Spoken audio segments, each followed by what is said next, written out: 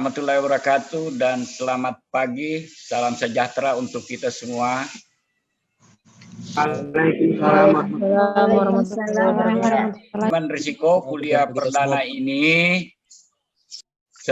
jumlah mahasiswanya yang terdaftar adalah 68 orang.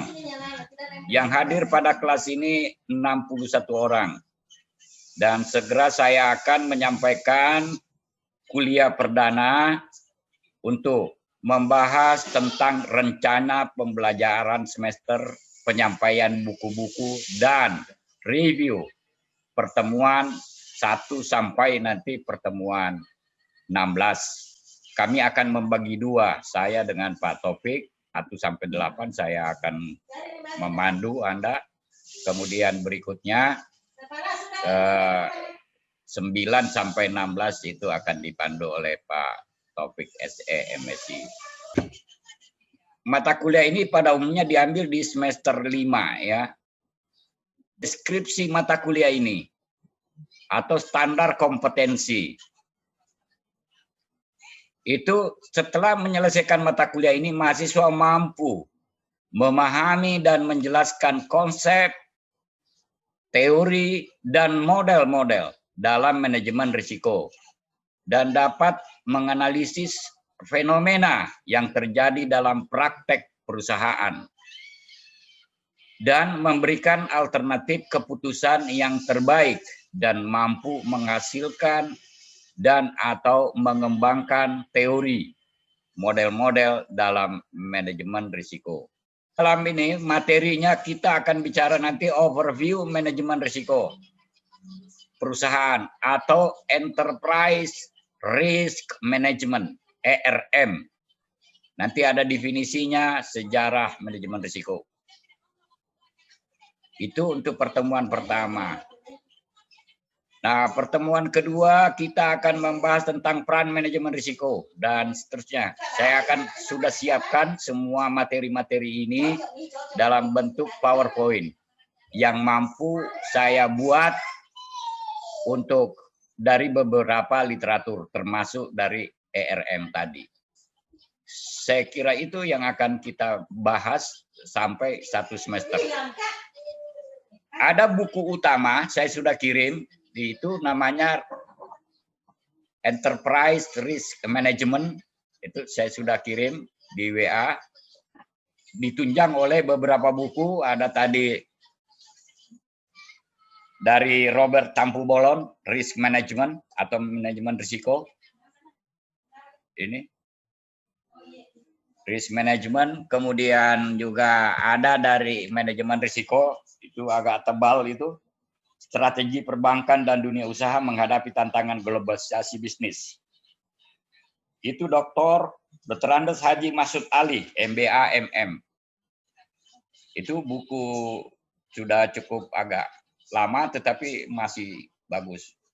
Itu karena ada sekian banyak mahasiswa, maka enterprise risk management itu akan kita bagi menjadi kelompok-kelompok dan akan mencoba menerjemahkan, kemudian membaca, memahami, dan membuat PowerPoint untuk masing-masing tugasnya. Ya, nanti ketua kelas akan membagi 10 orang satu kelompok, kemudian membahas semua chapter yang ada dalam Enterprise Risk Management.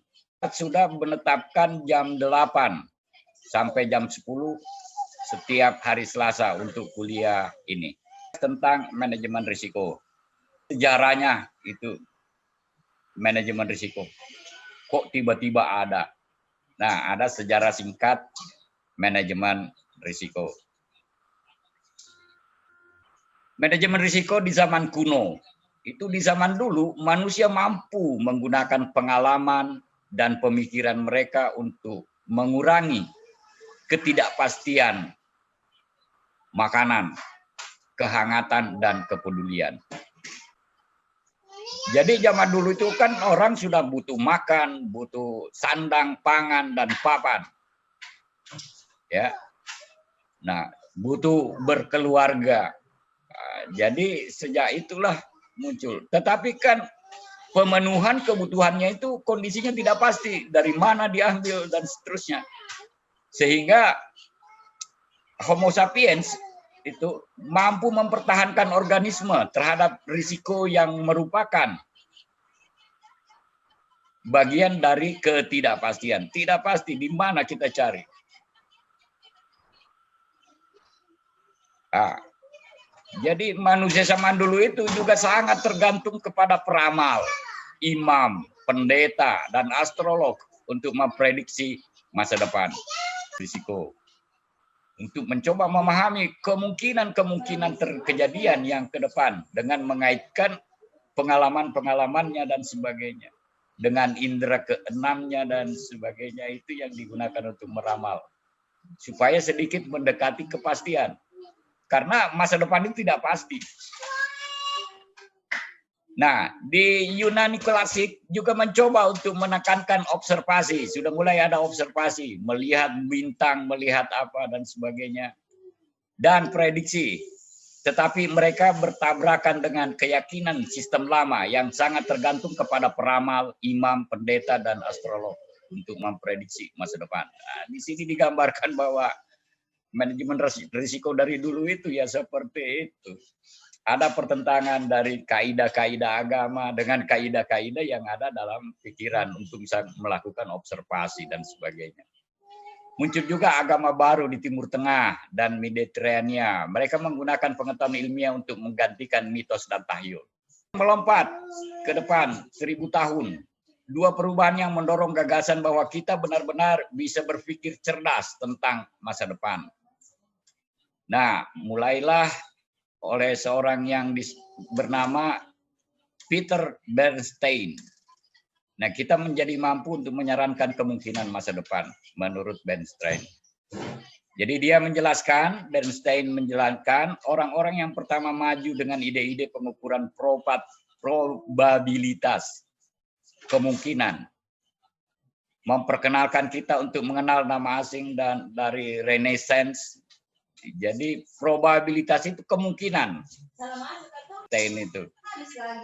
Kemudian Leonardo Pisano memperkenalkan angka Arab. Kemudian Luca Pacioli pembukuan double entry. Kemudian Girolamo Cardano mengukur probabilitas dadu. Nah, apa sih definisi dari manajemen risiko? Manajemen risiko perusahaan adalah proses yang dipengaruhi oleh dewan direktur, dewan komisaris, manajemen, dan personel lain yang diaplikasikan dalam setting strategis dan lintas perusahaan. Tersebut dirancang untuk mengidentifikasi peristiwa yang potensial yang boleh jadi mempengaruhi entity atau bisnis entity perusahaan dan menata risiko yang mungkin terjadi dalam usaha, memberikan jaminan yang rasional dalam mencapai tujuan entity atau tujuan perusahaan. Itu dari the Committee of Sponsoring Organizing of the Trade Way Commission, COSO. Dalam perbankan manajemen risiko itu ada namanya ada komisi tertentu, ada yang terdiri dari dewan komisarisnya, dewan direkturnya, kemudian kepala-kepala bagiannya, dan sampai kepada bawahan-bawahan tertentu. Itu terlibat dalam satu komisi. Dan apa sih dampak risiko terhadap organisasi? Ada dua dampak yang bisa diterima organisasi. Ada namanya dampak positif dari risiko, ya, dan ada dampak negatif. Dampak positif risiko itu adalah operasi menjadi lebih efisien, operasional dari perusahaan menjadi lebih efisien, proses produksi dari barang dan jasa yang diproduk oleh perusahaan itu semakin efektif, dan strategi untuk pencapaian tujuan organisasi akan menjadi lebih efisien. Nah, sedangkan dampak negatifnya itu bisa melemahkan tujuan. organisasi yang sudah ditentukan. Kemudian bisa mendapat gangguan terhadap operasi perusahaan, bisa muncul pemborosan, bisa muncul ketergantungan pada infrastruktur, dan bisa terjadi kecurangan-kecurangan atau pencurian. Jadi pada umumnya risiko itu sesungguhnya adalah risiko ya, kalau kita mau memahami risiko itu adalah penyimpangan dari apa yang kita harapkan. Misalnya begini, saya mengharapkan di tahun depan 2021 itu gaji saya misalnya 5 juta. Nah, sekarang kan saya mengharapkan itu ya. Nah, nanti di tahun 2001 baru saya cek kejadiannya. Nah, risikonya adalah bisa saja terjadi lebih besar dari 5 juta, bisa saja terjadi kurang dari 5 juta. Nah, kalau lebih dari 5 juta realisasinya, maka itu namanya up risk, risiko yang menguntungkan, dampak positifnya. Nah, kalau nanti misalnya tidak sampai 5 juta yang saya harapkan tadi, itu adalah hasilnya kurang dari 5 juta, itu namanya down risk. Jadi risiko itu adalah asal katanya dari bahasa Inggris risk, R-I-S-K. Risiko. Saya sudah rubah kelas kita itu ada ditulis oleh ketua kelas manajemen risiko. Itu salah itu. Yang benar adalah manajemen risiko. Karena asal kata dari bahasa Inggris risk. Nah, risiko dan reward atau risiko dan penghargaan. Jadi potensinya penghargaan itu semakin naik. Kita bisa lihat kemudian ada risk exposure di growth, di pertumbuhan, di mana risk exposure-nya jadi penyampaian risikonya lebih baik, lebih banyak, lebih besar, dan juga potensi penghargaannya juga akan lebih besar.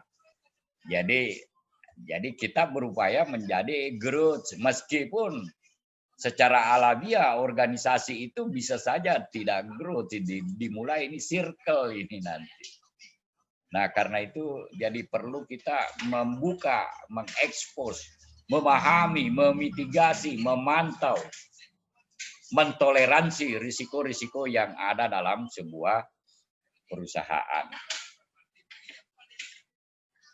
Nah, pihak-pihak yang berkepentingan terhadap manajemen risiko atau stakeholders, pihak yang berkepentingan.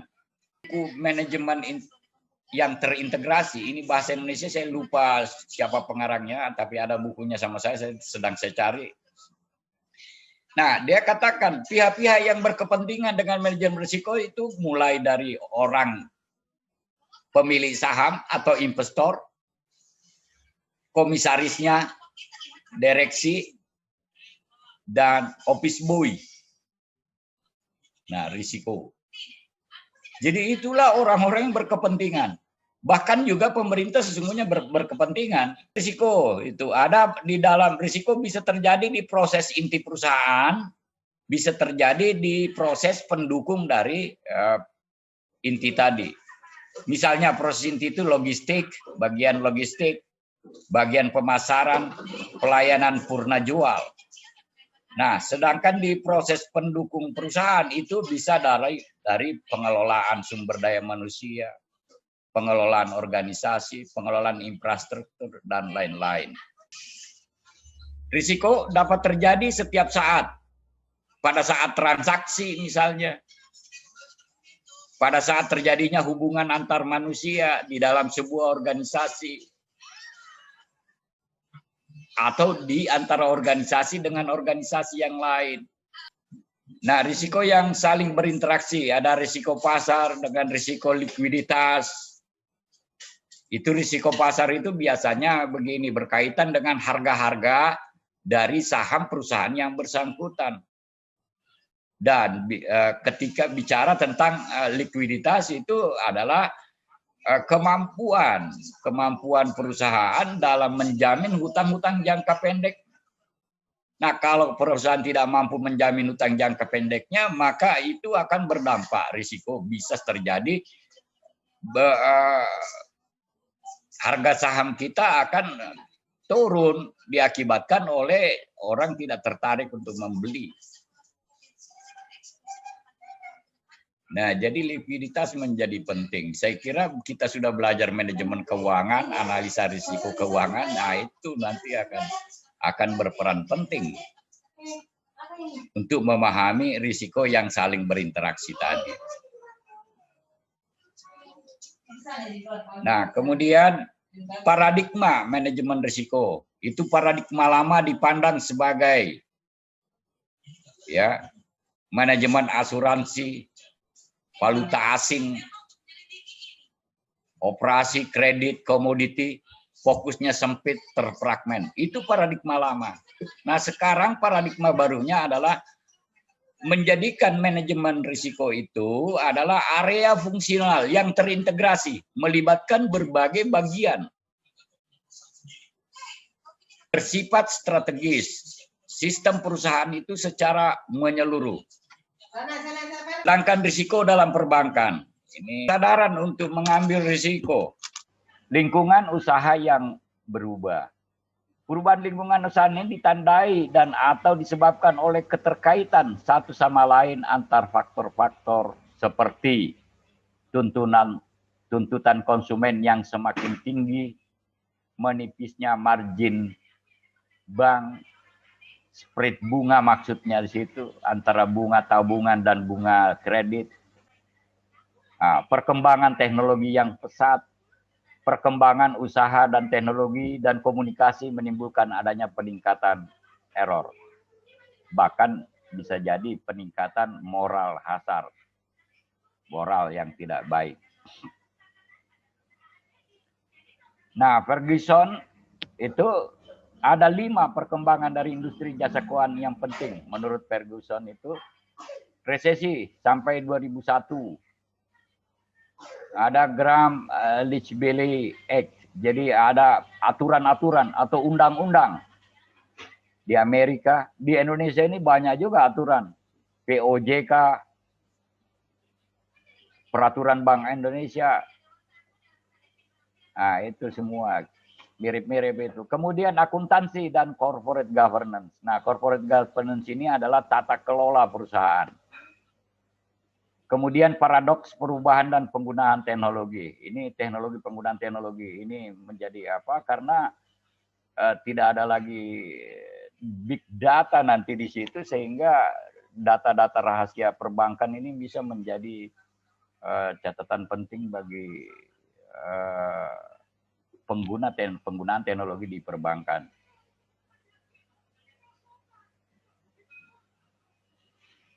Nah, kemudian Basel Accord dan peraturan Bank Indonesia ini tadi banyak peraturan-peraturan itu, kemudian kelalaian yang menyebabkan kebutuhan semakin mendesak.